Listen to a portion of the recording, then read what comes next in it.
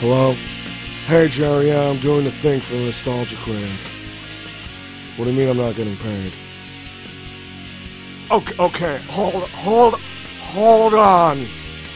Are you telling me that I won't be getting paid for this?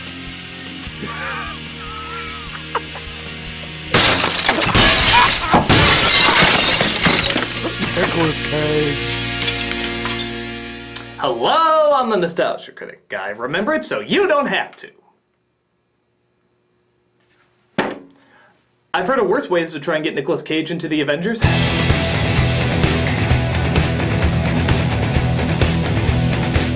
I guess Nicolas Cage was so good at making it look like his skull was burning out of his face that this seemed like an inevitable decision. Ghost Ridera, based on the famous Marvel Comics series, is arguably the fucking coolest looking thing conceived since Bacon Robot Demon Slayer. It's mine! So how can an idea as friggin' awesome as this possibly go astray? Well, getting the writer and director of Daredevil, Elektra, and Jack Frost is a good fucking start. Yeah, the guy who made something that's supposed to be adorable terrifying and something that's supposed to be terrifying adorable. We're in good fucking hands! Let's finish off Nicolas Cage month with Ghost Ridera. The movie starts with Sam Elliott giving an opening narration, which immediately makes me think we're watching a Chevy truck commercial. It's said that the West was built on legends, tall tales that help us make sense of things too great or too terrifying to believe. This is the legend of the Ghost Rider. And I'm talking about the dude here. He speaks of a person who did the devil's bidding until he came across a contract of 1,000 souls. But that contract was so powerful, he knew he could never let the devil get his hands on it. Yeah, so a sheet of paper is the big end-all this movie has to offer. Because there's nothing more terrifying than legal ramifications. So he did what no rider has ever done before. He outran the devil himself. So what you're saying is the devil in this world is a pretty lame one. The thing about legends is, sometimes they're true. And sometimes there's a man. Okay, I'm getting my Big Lebowski jar here, because trust me, I'm gonna need it. Thus the credits burn through the screen to reveal Bowser's Castle on level 4 of Mario Kart. Here we go! Woo-hoo-hoo-ha-ha! Look out for D in association with relativity of media! Woo!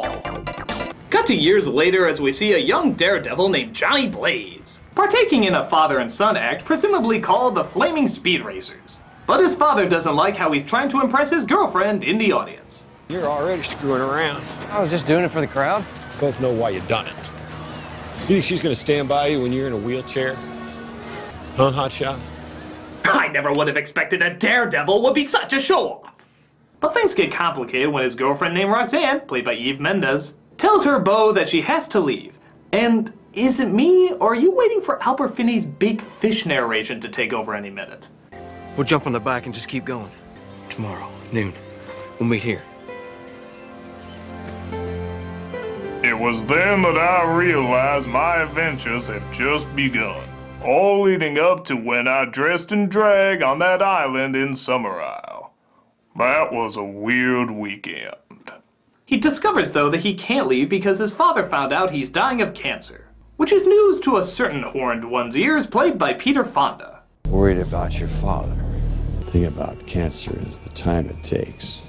Plans that have to be changed. I couldn't help but notice your cartoonishly silly shadow. Are you perchance a Muppet of sorts? Would you be willing to make a deal? Name your price. I'll take your soul. I knew it. You're from Google, aren't you? Look, I already signed up for Google Plus even though I don't need it. How much more control of my life do you want? Blaze agrees, of course, to make a contract with him, and his father is miraculously saved from certain death, only to accidentally slip into certain death. Dad. Dad. Oh, gee, who would have thought you can't trust the devil? You're no good to me, Dad.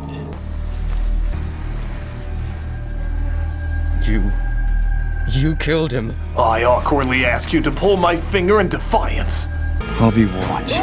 So the devil claims him as his property, which means he can't run off with his girlfriend. He doesn't even give her an excuse. He just looks at her and rides off like the wind or rain or some bullshit, and we cut ahead years later to the reveal of our star, the Cage Man. He's transformed into the most famous daredevil in the world, but his helpers question how he's been able to survive so many injuries without a scratch for so long. You should be taking a dirt nap after that ragdoll today. I got lucky. And you got an angel looking after you. Yeah, maybe. What's the ante? 5-part draw. Maybe it's something else.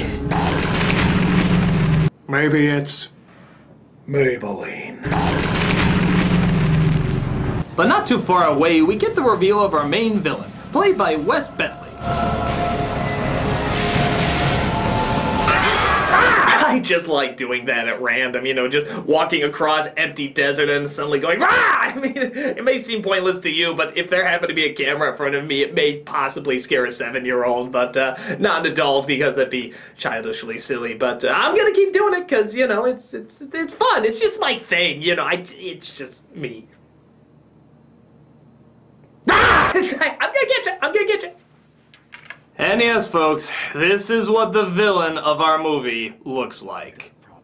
Because isn't this who you want to see Nicolas fucking Cage go up against? That bag-filming pussy from American Beauty? Oh yeah, it's just as good as when they teamed up Vin Diesel against Kat Dennings, or Dwayne "The Rock" Johnson against Tyler Perry as Medea, or Mark Wahlberg against that snowman from Frozen. Don't underestimate him, he bites. So he takes out Curly of Hell's Stooges and calls upon his minions of rejected Matrix concept art. While that's going on, Cage gets settled into his garage where he looks to relax before his next big stunt. Oh, I see you still haven't gotten the lock for your lift. That's great, great. You got a lot of expensive bikes in here, man. I told you. Well, JB, I said it before, I'll say it again. This place could use a woman's touch. So could you. All right, 4 out of 5. Wreck one more and you get the whole set. I actually want to talk to you about something kind of serious. It's about you jumping on the anniversary of your dad's accident. Yeah, let's see, what other exposition did I miss out here? Oh, books! Yeah, books. You still like to read books, JB, on this, the anniversary of your father's death? I'm trying to relax, Mac. Yeah, I understand. All right, it's just gonna take a second. And I'm not even kidding. I swear to God, I'm not making this up. Cage's idea of relaxing in this movie is pouring jelly beans into a martini glass and laughing at videos of monkeys doing karate. You know, why is it I get the feeling that Nicolas Cage wouldn't do this movie unless the specific setup was in it? Would it really surprise you? Unfortunately, Mr. Cage, we were unable to write in a scene where you juggle flaming ukuleles and sculpt kitty litter. However, we did get that scene for you where you drink jelly bellies and watch monkeys practicing kung fu.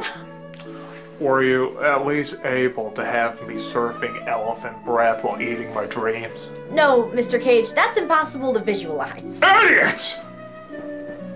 Freeze the elephant breath into a solid mass. Then, okay, I want you to create a machine that can take dreams and make them physical so that I can consume them for nourishment. Is that so hard? Mr. Cage, I'm sorry, but unfortunately our budget will only allow for jelly bellies and monkey kung fu. Very well. I'll just see how my demands are being met on Wicker Man. So he's just about to do his biggest stunt when he comes across his old flame, Roxanne, who's now a reporter. And he gives what many would consider a very typical Nicolas Cage interview. Johnny, what drives somebody to risk their life for entertainment? I heard you got married. Most of the time, the press focuses on the crashes, the broken bones, the costs of what you do. Are there any other costs?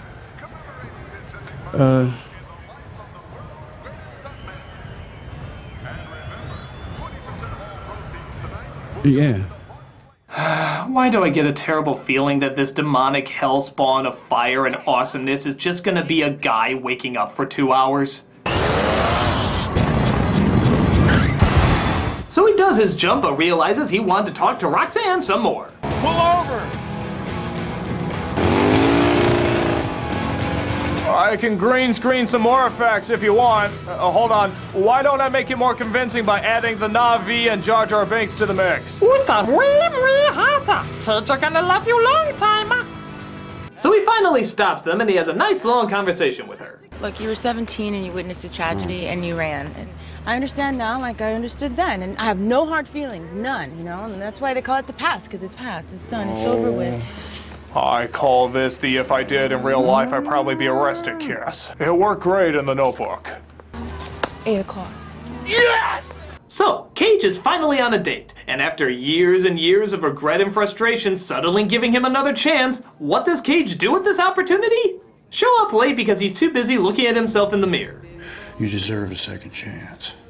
A typical Cageism. This makes Roxanne so upset that she checks her magic 8-ball. Wait, what? What about you?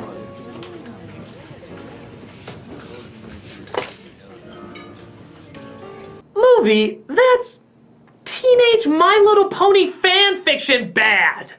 Is there also an anvil in her purse to knock herself out in case she sees something else that might shock her? Oh my god! Another cute boy I used to like! But Cage is interrupted from his incredibly important mirror watching by the fires of Fonda, who now tells him that Cage, as the writer, must stop his son from getting the contract which he spontaneously now for some reason decides he wants. I guess he just hit puberty and you suddenly want the contract of 1,000 souls. Go figure. You're under contract, remember? If you succeed, I'll return your soul. You know, I guess it's kind of fitting seeing how Easy Rider is passing on a mission to difficult in any way to get emotionally attached Rider. So the Devil's Son and his droogs try to locate Cage, but come across a man and his lantern. Oh, for fuck's sake, movie. When the flying hell does anyone carry a lantern? Unless you're in the Haunted Mansion or a Scooby-Doo episode, you use a fucking flashlight! You really shouldn't be here. That's what they keep telling me. But Cage drops in as he finally starts to transform into the Ghost Rider.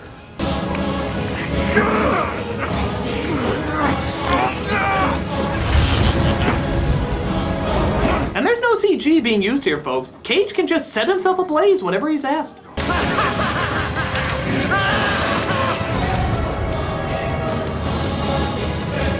And I'm not gonna lie, when Ghost Rider is on screen, it's pretty fucking awesome. Looking for someone. Back to hell. Granted, his voice isn't really anything that interesting, but then again, I guess it would be even stranger if it was still Cage's voice coming out of it. You turn me on, brump. You turn me on, brump. You're not too tall, you're not too short, you're not too round, brump. So the writer is ready to kick some ass until he's nailed by Nicolas Cage's greatest arch nemesis. What is it with Nicolas Cage and trucks? If he's not dreaming about them hitting little girls, he's getting hit by them in real life. Maybe Optimus Prime just likes punking with celebrities. Come on, Autobots. Let's scare the shit out of Whoopi Goldberg next.